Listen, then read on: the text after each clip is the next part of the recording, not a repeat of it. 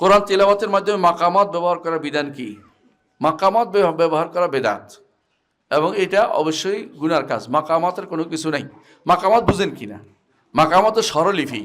ওই যে সারেগামা সারেগামা সারেগামা সারগাম সারগাম টানে না, ও অনেকে আছে মনে করে কোরআনকেও এরকম সারগাম দিতে হবে। না, মিথ্যা কথা। কোরআনে কারীম সারেগামা তৈরির আগের কোরআন সারেগামা তৈরি হয়েছে খলিল ইবনে আহমদ সাহারান খলিল ইবনে আহমদের হাতে। খলিল, হ্যাঁ, অর্থাৎ একজন লোগাবির হাতে। তো ওনার হাতে তৈরি হয়েছে, তাও 400 হিজরির কাছাকাছি। এর আগে তো সাহাবায়ে রসুল পড়েছেন, সাহাবায়ে কেরাম পড়েছেন, প্রত্যেকে তার সুর দিয়ে সুন্দর করে তাজবিদ সহকারে কেউ পড়ে, এটাই সুন্দর। মাকামাত দিয়ে কোরআন পড়ার কোনো বৈধতা নেই। কোরআন করার বৈধতা নেই, বুঝে আসছে? মাকামাতের উৎপত্তি হয়েছে, পরবর্তীরা মনে করছে যে সুরের মাধ্যমে যেন সুর মূর্ছনা তৈরি করে মানুষদেরকে কাছে টানবে, এই জন্য তারা না। কোরআনের নিজস্ব একটা সুর আছে, কোরআনের নিজস্ব একটা সুর আছে। কেউ যদি কোরআনের সুরকে যথেষ্ট মনে না করে তাহলে এটা ভুল হবে।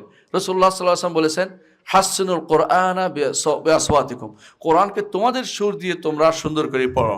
এবং রাসূলুল্লাহ সাল্লাল্লাহু আলাইহি ওয়াসাল্লাম সাহাবী, তিনি যে পড়েছেন সেই সময় কিন্তু খলিল ইবনে আহমদ আল ফারাহিদি তখন আসে নাই, অর্থাৎ 400 হিজরির পরে আসছে তিনি। ওই সুর যারা বানিয়েছে, যারা সারগম বানিয়েছে, যারা মুস্তাফা আলান যে কবিতার ছন্দ বানিয়েছে, যে এই সুরে পড়লে সুন্দর হবে, এরা 400 হিজরির পরে বানিয়েছে।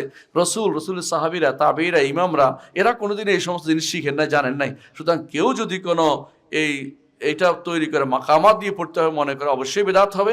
এবং এটা দিয়ে পড়লে অনেক সময় কোরআনের পড়াকে বিকৃত করা হয়ে যায়। এটা করা যাবে না, এর থেকে দূরে থাকতে হবে।